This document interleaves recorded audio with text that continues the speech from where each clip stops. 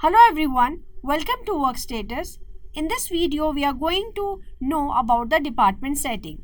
Come up to the side menu, click on settings, and then under the organization and department, you can click on department settings. This is the setting which enables you to the department, and then you can set up a department to organize your team, define HODs, approve the timesheets, and more of the productive operational features. You can even have it disabled by toggling it to the left side. By default, it is disabled. To have it enabled to your organization, toggle to the right. This gives you the permission to approve the timesheet as a department head, see the time of request, and then you can also handle the creating of the schedules for your department members. This was all about the department settings. Thank you.